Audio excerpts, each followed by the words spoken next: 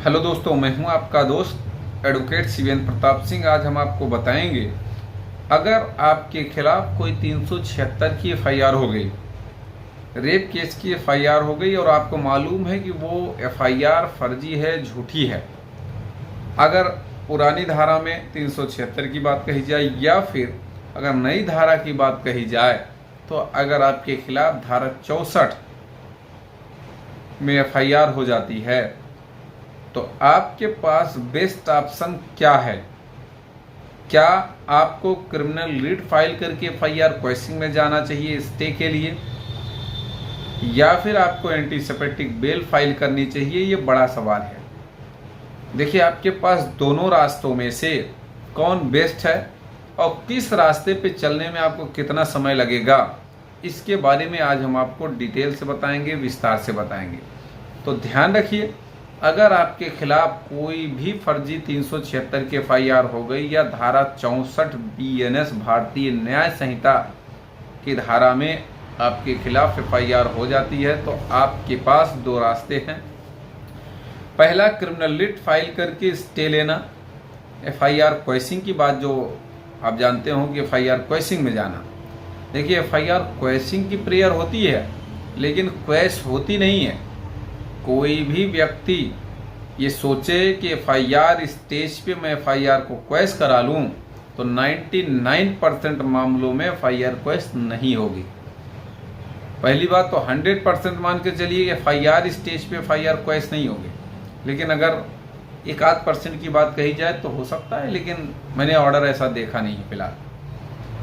अब सवाल ये है कि एफआईआर क्वेशिंग में अगर आप गए तो कितना समय लगेगा और क्या राहत मिलेगी। देखिए, एफआईआर क्वेशिंग में अगर आप जाएंगे तो आपको अरेस्ट स्टे मिल जाएगा, यानी कि पुलिस आपको गिरफ्तार नहीं करेगी, और ये ऑर्डर आपका 5-6 दिन में भी हो सकता है, 10-15 दिन में भी हो सकता है, 1 महीना भी लग सकता है। हालांकि कई ऐसे बेल ऑर्डर भी हमने कराए हैं, बेल भी कराया है जो 6 दिन में, 4 दिन में हाईकोर्ट माने इलाहाबाद हाईकोर्ट से मिल गया है लोगों को। लेकिन ये कहना टोटली गलत है कि हर बार ऐसा हो जाए, क्योंकि सीरियल नंबर कम पे लगा अगर मुकदमा तो टेक अप हो गया, और नहीं तो पास ओवर हो गया, नेक्स्ट डेट में लगेगा, फिर लगेगा 2-3 बार हो जाता है कभी कभी। तो ये कोई फिक्स डेट नहीं है, कहा नहीं जा सकता, लेकिन मैक्सिमम ये मान के चला जाता है 10-15 दिन में हो ही जाएगा।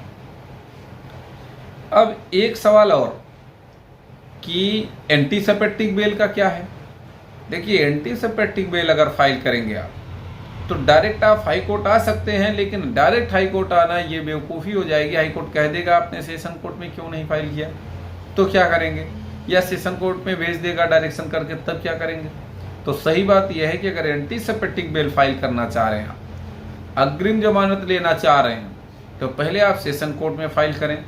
वहाँ पे अलाउ होती है तो सो फार सो गुड, बहुत अच्छी बात है। अगर वहाँ अलाउ नहीं होती है तो उसी ऑर्डर को, एफआईआर को सर्टिफाई कॉपी आप लेके आएंगे हाई कोर्ट में जब अप्लाई करेंगे तो उसमें भी वही समय, वही तरीका, सब कुछ जितना कि क्वेशिंग में। यानी कि ये कहा जाए कि आप एंटीसेप्टिक बेल में हाई कोर्ट के अलावा कचहरी में यानी डिस्ट्रिक्ट कोर्ट में भी समय लगाएंगे, और जो एफआईआर क्वेश्चन की बात मैंने कही, क्रिमिनल लीड की बात कही, वो डायरेक्ट आप हाई कोर्ट आ सकते हैं। यानी कि अगर आपको त्वरित लाभ चाहिए, तुरंत लाभ चाहिए हफ्ते 10 दिन में, तो आपको सीधे हाई कोर्ट आना है। और अगर आपको ये चाहिए कि भाई समय है अभी 1-8 महीने का, तो आप 10 दिन 5 दिन जो भी आपका लगता है सेशन कोर्ट में वहाँ लगाइए, उसके बाद आके हाई कोर्ट में अप्लाई कराइए। यानी कि दोनों रास्ते आपके पास हैं।